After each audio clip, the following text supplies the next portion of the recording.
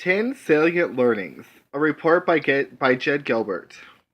Because love is love, wear it loud and proud. And also because I secretly wish Batman was gay.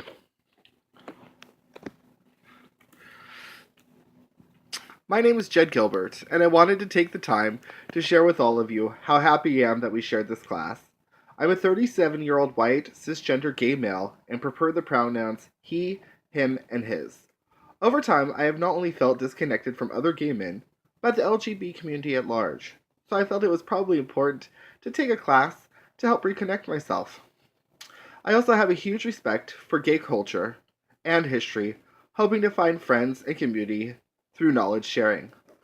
One of the first terms I encountered that I was not really fully aware of was the term cisgender. Cisgender is where you are born with your biological sex matches the way you feel. Unlike if you're transgender, you have different feelings to where your biological sex doesn't match your emotional nature or feelings. If you're cisgender and you're a cisgender man, you probably identify as male, usually has a penis, and prefers the pronoun he. A cisgender woman identifies as female, has a vagina, and prefers the pronoun she. The power of those pronouns. Being cisgender, I have never been mistaken for female except over the phone when I was young. I was told I sounded like my mother. I am now aware that if there is any question about another's identity, it is proper to ask what kind of pronouns they prefer. Although this may feel a little awkward at first, the more you do it, the easier it gets. As for my straight friends and allies, I often tell them if someone's presenting more female or presenting more male, it's better to prefer with the pronoun to which the other party is presenting.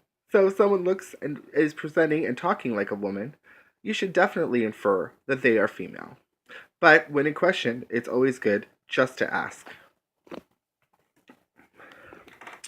What is pansexual?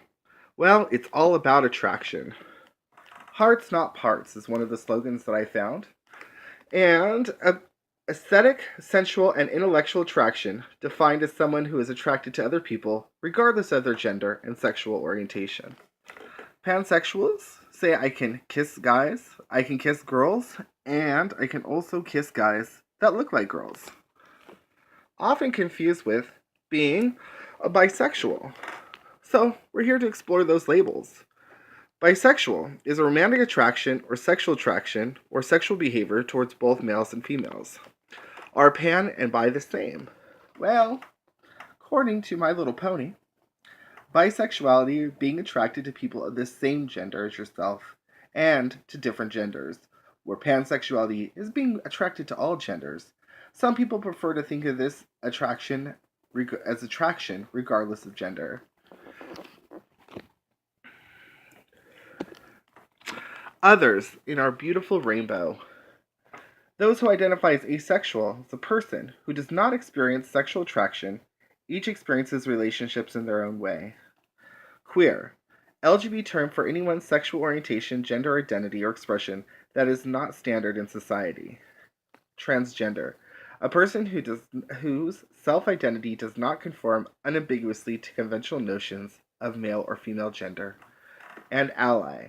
A person who does not classically fit under the LGBT umbrella, who supports and loves the LGBT community.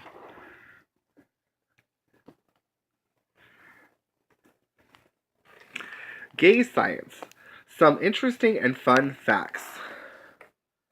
The gay gene. Oh, there it is. It's science. And they looked really sciencey. Gay men are more often than straight men to have a counterclockwise whirl. Gay men and women have 50% greater chance to be left-handed. Gay men and straight women have an increased density of fingerprint ridges of the thumb, and a study found that 75% of gay men sounded gay to a general audience. And in a personal testimony, I can say I sound gay to 100% of a general audience. Queer diversity, healing through acceptance.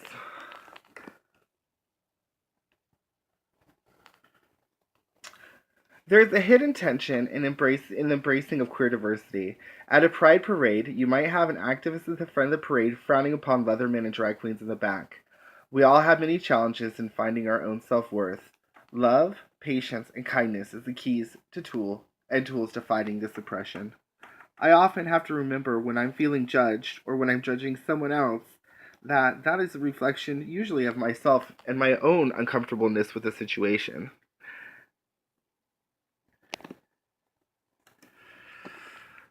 My favorite presenter that we had, and it was hard to choose a favorite, but she was so funny and lively and passionate about what she talked about, was Mara Kelsling with the National Center of Transgender Equality. Let's push this tipping point over together. She leads the nation's leading social justice advocacy organization. It releases National Transgender Discrimination Survey